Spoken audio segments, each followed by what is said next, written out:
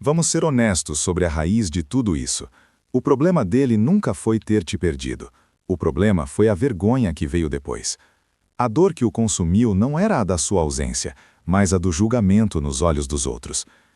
Enquanto você juntava seus cacos em silêncio, lidando com a traição e o abandono que ele te causou, ele enfrentava um tipo diferente de inferno. Um inferno que ele mesmo construiu. A decisão de terminar tudo não só te feriu, mas queimou completamente o filme dele com todas as pessoas que conheciam a história de vocês. Ele tentou manter a rotina, ir aos mesmos lugares, encontrar os mesmos amigos, mas o ar ficava mais pesado quando ele chegava. As conversas paravam por um segundo, os sorrisos se tornavam forçados. Ele sentia os cochichos nas suas costas, os olhares de reprovação que o seguiam do bar até a mesa. Não era saudade o que ele sentia ao entrar naquele café que vocês tanto gostavam. Era o peso de ser o vilão da história de todo mundo. Cada olhar era um espelho refletindo o que ele tinha feito. A humilhação pública se tornou insuportável. A pressão de encarar as consequências de seus próprios atos foi tanta que ele não viu outra saída. Ele precisava fugir, não de você, mas da própria imagem. E foi por isso que ele decidiu sumir do mapa. A lei do retorno não manda aviso prévio. Ela simplesmente chega e se instala. No autoexílio que ele se impôs, achando que seria uma página em branco, se revelou o que realmente era, uma jaula sem grades. O novo bairro, com suas ruas largas e gente que não o conhecia, não foi um recomeço, foi um deserto, um mar de rostos anônimos, onde ele era apenas mais uma sombra. A decadência começou a ser visível, marcada no corpo.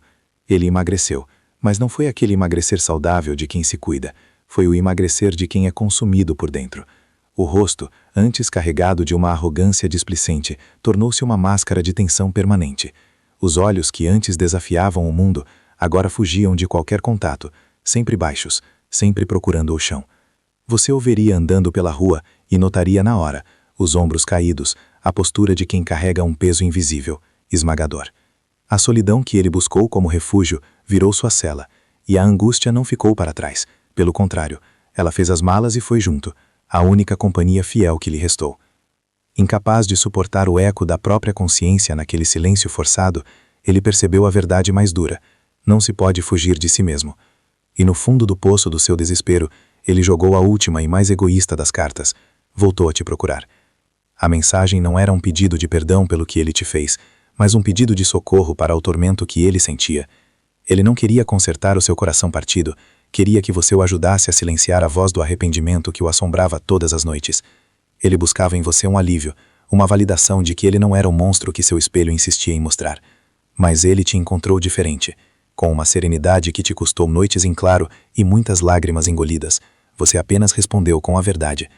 Você deixou claro, sem raiva nem mágoa, que a sua paz não era mais um pronto-socorro para os erros dele. A jornada para encarar a própria consciência era um caminho que, por escolha, ele agora teria que trilhar completamente sozinho. E, pela primeira vez, ele não tinha para onde correr. Olha, vamos falar sobre o que aconteceu, sobre a raiz de tudo isso. A decisão errada dele não foi apenas um término, foi uma troca. E ele, na arrogância de quem se acha intocável, acreditou que era uma troca simples. Uma mulher por outra, uma vida por outra. Ele pensou que o mundo de vocês se dividia em dois, e que ele podia simplesmente sair de um e entrar no outro sem danos colaterais. O que ele não calculou foi que ao te deixar por ela, ele não estava apenas te abandonando. Ele estava assinando um atestado de caráter para todo mundo que conhecia a história de vocês. Ele se tornou, da noite para o dia, o cara que fez aquilo. Ele não trocou apenas de companhia. Ele trocou a admiração pelo desprezo. Trocou os convites para jantares por silêncios constrangedores e olhares de lado. No fim das contas, a grande troca não foi você por ela. Foi o respeito de uma vida inteira por uma aventura que no fim o deixou completamente sozinho e exposto. Essa foi a decisão errada. Ele não perdeu um amor. Ele perdeu o chão. A lei do retorno não é uma teoria, é um relógio. E o alarme dele começou a tocar. Aquele autoexílio que ele se impôs, achando que seria uma página em branco, se revelou o que realmente era, uma jaula sem grades. O novo bairro, com suas ruas que não conheciam seus passos e seus rostos que não sabiam seu nome, não trouxe paz, trouxe o vazio. A decadência dele não foi um evento, foi um processo lento, visível para quem quisesse ver. Ele emagreceu, mas não é aquele emagrecer de quem se cuida, de quem está mais leve. É o emagrecer de quem é consumido por dentro, de quem perde o apetite pela vida. O rosto que antes carregava aquela arrogância de quem se acha dono do mundo, hoje é só uma máscara de tensão. A mandíbula travada, a testa sutilmente franzida, como se estivesse em um estado de alerta constante. Se você o cruzasse na rua, notaria na hora. Os ombros caídos, a postura de quem carrega um peso que ninguém vê.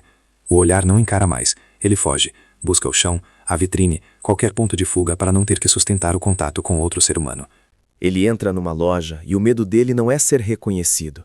O medo dele é o de ser simplesmente visto. A solidão que ele buscou como um escudo contra o julgamento se tornou sua sentença. Ele achou que, ao se mudar, deixaria a angústia para trás, como se ela fosse um objeto esquecido na casa antiga. Mas a angústia não tem endereço fixo. Ela fez as malas e foi com ele, a única companhia que não o abandonou. A nova casa é só um cenário diferente para o mesmo monólogo interno de fracasso. As paredes em branco não inspiram um recomeço. Elas só ecoam o tamanho do silêncio que ele mesmo criou. Essa é a colheita. Não há drama, não há tragédia. Há apenas o resultado cru e silencioso de suas próprias escolhas. O silêncio do novo apartamento era diferente. Não era paz, era ausência. Ausência de risadas, de discussões, do som da televisão ligada num programa qualquer que você gostava. Era um silêncio que amplificava o zumbido dentro da cabeça dele, o eco constante de cada má escolha. Ele achou que fugir do bairro era fugir dos fantasmas, mas o fantasma principal era ele mesmo, e esse não se deixa para trás em uma caixa de mudança. Ele tentou criar uma rotina. Café na padaria da esquina, onde o padeiro lhe dava um bom dia sem saber seu nome. Uma caminhada no parque, onde ele era apenas mais uma silhueta entre tantas outras. Mas a normalidade era uma roupa que não lhe servia mais. Cada interação casual era um teste. Ele sustentava o olhar por um segundo a menos que o necessário. Respondia de forma monossilábica, com medo de que, se a conversa se estendesse, a farsa desmoronaria. E a pessoa à sua frente veria não um homem, mas uma ruína. A angústia, que antes era um ruído de fundo abafado pela vida social, agora era a trilha sonora de todos os seus dias. Ela o acordava de madrugada, sentada na beirada da cama, lembrando-o de cada olhar de desprezo, de cada amigo que parou de ligar. Ela o acompanhava ao supermercado, fazendo com que ele andasse pelos corredores de cabeça baixa, empurrando o carrinho como quem empurra uma pena a ser cumprida. Ele não sentia fome, comia por obrigação. O corpo dele estava apenas desistindo, espelhando a desistência da alma. E foi nesse fundo do poço, onde a única companhia é o próprio reflexo distorcido, que o desespero tomou sua decisão final. Ele percebeu que a fuga para fora tinha falhado, então só restava uma tentativa: tentar voltar para dentro, para o único lugar onde ele, um dia, já tinha sido alguém digno de respeito. Ele pegou o telefone. A mensagem que chegou no seu celular não tinha o peso de um pedido de perdão. Era leve demais, egoísta demais. Não dizia "eu errei com você", dizia "eu não aguento o que estou sentindo". Não era sobre a sua dor, era sobre o tormento dele. Ele não estava te pedindo para voltar. Estava te pedindo um analgésico. Ele queria usar a sua bondade, a memória do que vocês foram, como um curativo para a ferida que ele mesmo abriu na própria dignidade. Ele precisava que você dissesse que ele não era aquele monstro, para que ele pudesse, finalmente, voltar a dormir em paz. Mas ele não encontrou a mulher que deixou para trás. Ele encontrou a mulher que se ergueu das cinzas dele.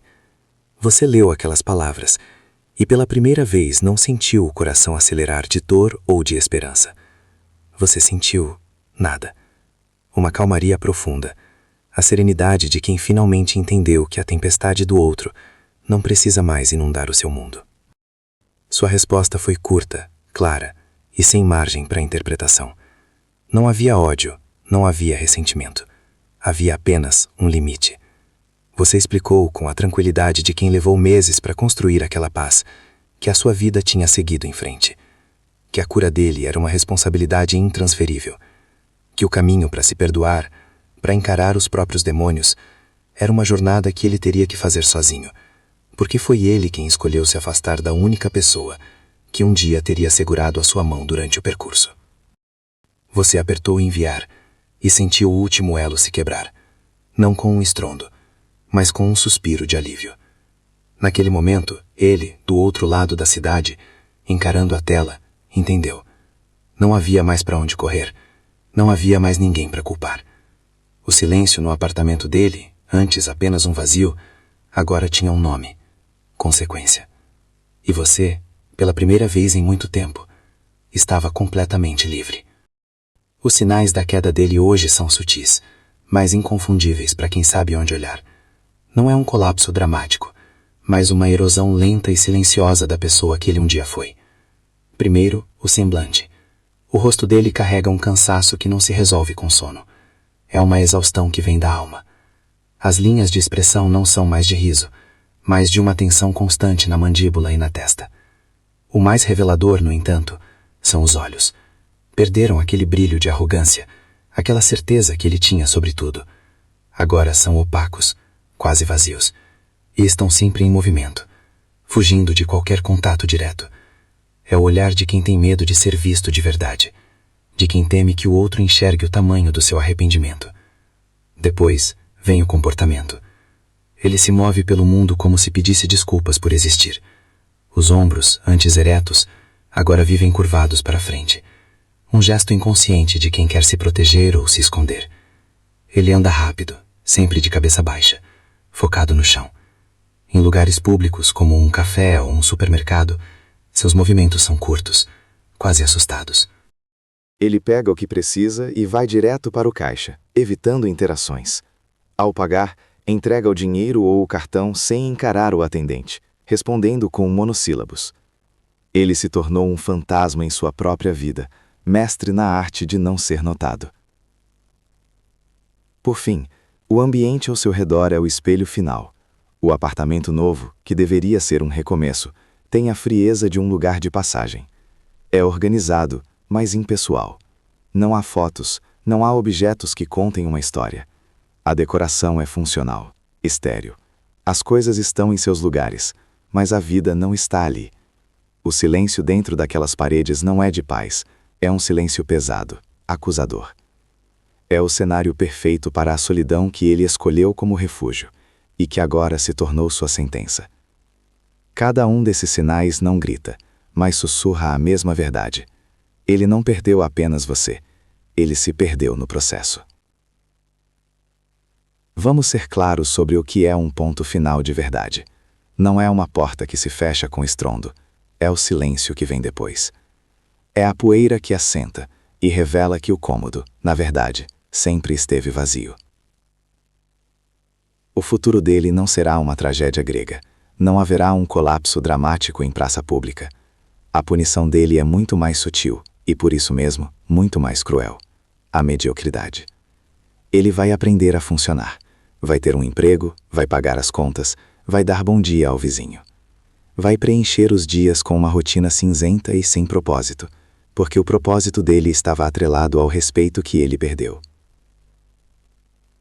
Ele viverá para sempre como um estrangeiro em sua própria vida. Em jantares com novas pessoas, quando alguém perguntar sobre seu passado, ele dará respostas vagas, editadas. Ele se tornará um mestre em contar meias-verdades, porque a verdade inteira o condena. O maior tormento dele não será a sua ausência, mas a presença constante do fantasma do homem que ele poderia ter sido, se não tivesse feito aquela escolha. Ele se sentará sozinho em seu apartamento estéril, e no silêncio, a conta que nunca fecha virá à tona. Ele trocou uma vida de verdade por um alívio momentâneo do ego. E você? Você não floresceu por vingança. A vingança exige que você continue olhando para trás. Você floresceu porque era a sua natureza, e você finalmente parou de regar uma terra infértil. A sua paz não é barulhenta, ela é sólida. É a calma de acordar de manhã e a primeira coisa que sentir não ser um peso no peito. É rir de uma piada boba até a barriga doer. É construir novas memórias em lugares antigos, sem que eles te assombrem. Um dia, talvez daqui a alguns anos, ele vai te ver. Não será um encontro planejado. Talvez ele esteja passando de carro, e você, atravessando a rua, rindo com alguém. Ele não vai ver uma mulher que o superou. Ele vai ver uma mulher que simplesmente vive. Uma vida plena, vibrante e real, da qual ele se excluiu voluntariamente. Naquele instante, ele entenderá a verdadeira dimensão da sua perda. Não foi perder uma namorada. Foi perder a si mesmo na única pessoa que refletia a sua melhor versão. O ponto final não foi a sua mensagem dizendo não. O ponto final é cada dia que ele acorda sabendo que a vida que ele secretamente desejava ter de volta continuou, magnífica e indiferente, sem ele. Ele não perdeu o futuro.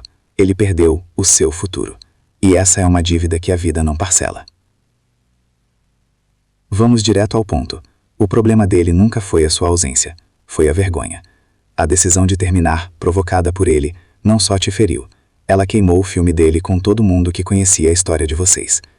Enquanto você juntava seus cacos em silêncio, ele enfrentava os olhares de reprovação e os cochichos nos lugares que costumavam ser de vocês.